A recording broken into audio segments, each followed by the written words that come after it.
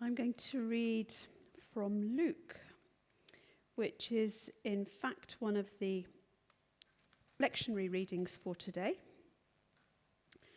And I was pleased when I saw that this was one of the lectionary readings for today. It is Luke 10, verses 38 to the end of the chapter, 42. A very familiar story. As Jesus and his disciples were on their way, he came to a village where a woman named Martha opened her home to him.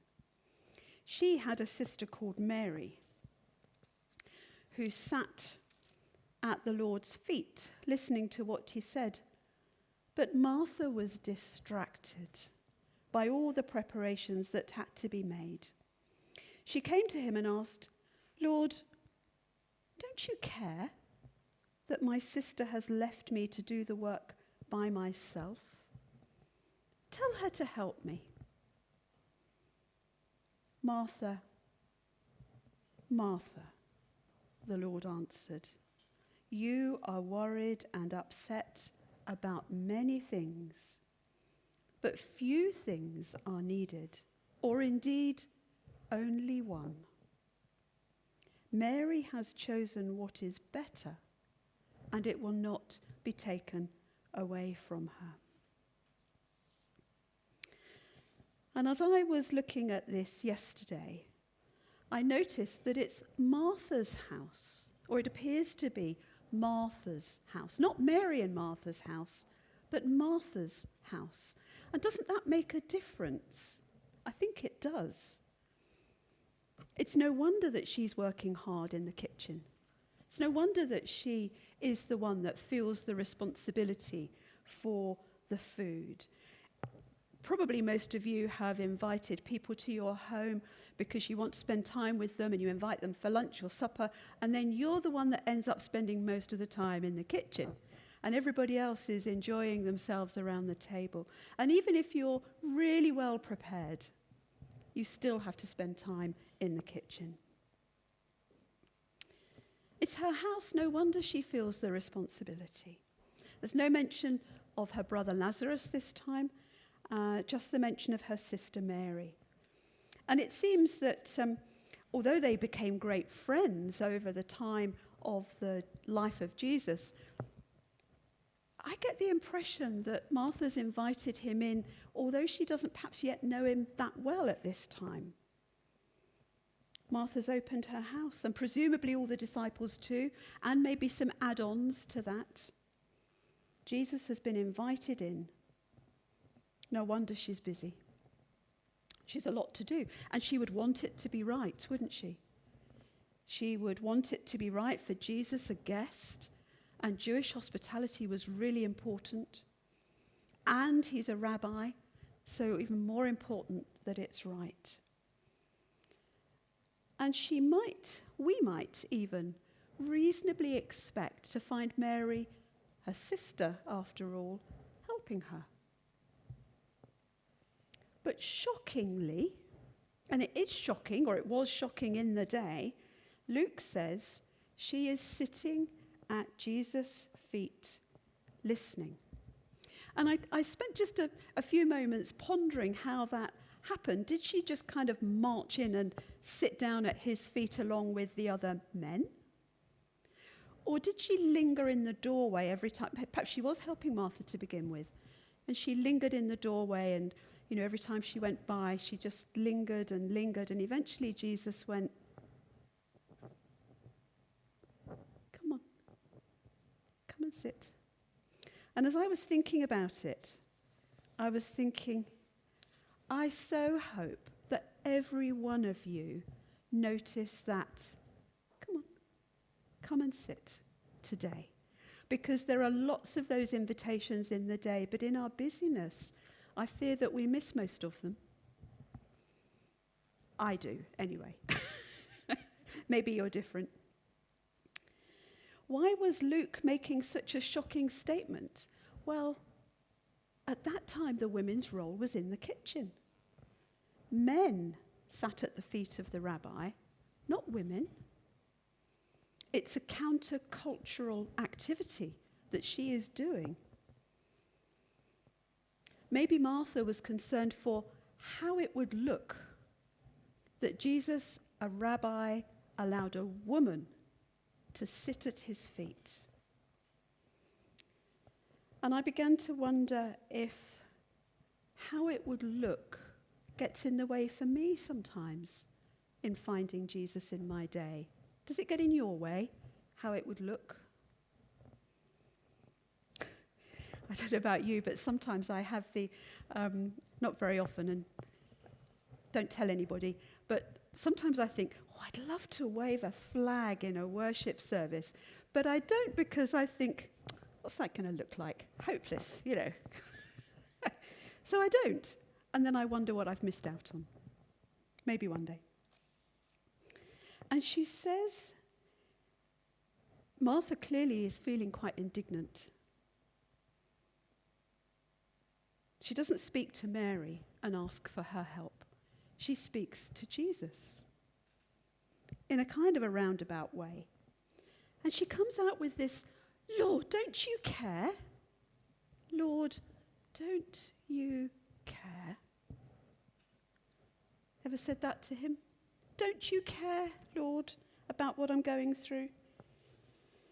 She says, don't you care that my sister has left me to do all the work? Don't I matter too is behind it? Probably, isn't it? What about me? What about me? Why does she get to sit there and I've got all this work to do, even though it was her invitation in the first place? What about me? And I guess we all have those moments of, don't you care, Lord? Don't you care that I'm on my own? Don't you care that I'm sick? Don't you care that I've been stuck with this responsibility that I don't want, didn't want, can't cope with? Don't you care that I'm left out? Don't you care, ... whatever yours is. And actually Martha was using quite strong words, because she actually says, Mary's abandoned me. She's deserted me. She feels strongly.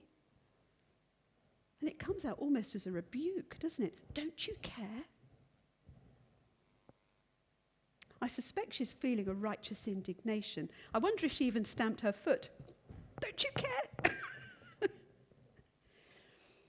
But I have a sense that actually she thinks she's on firm ground because she thinks she's right. This cultural thing, women should be in the kitchen. Where she is, she's doing the right thing, isn't she?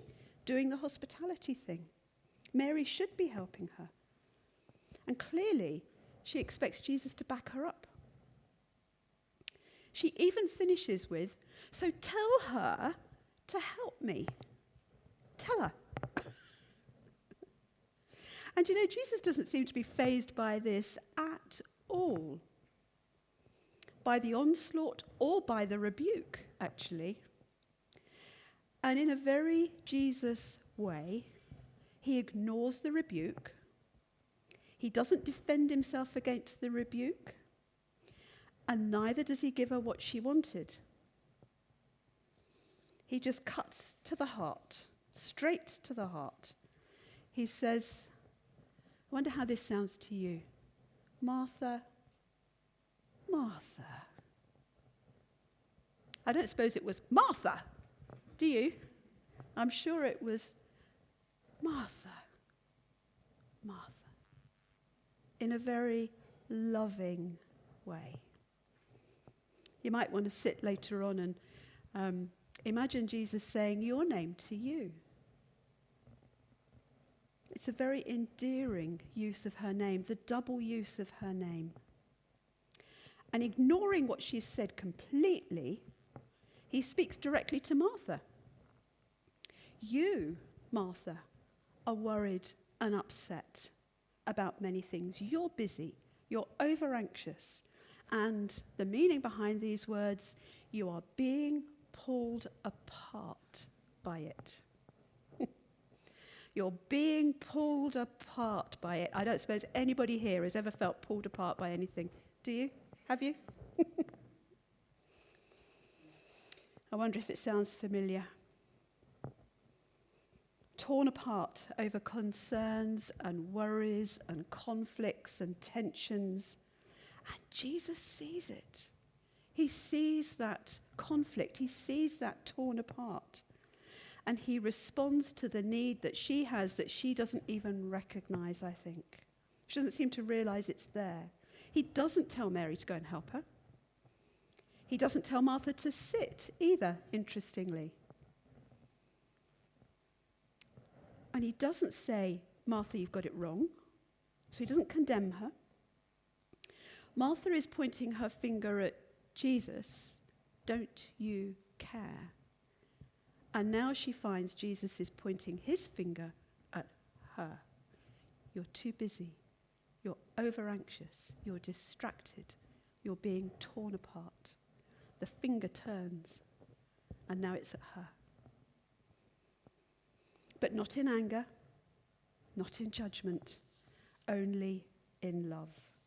And he says enigmatically, only one thing is needed. Doesn't tell her what that one thing is.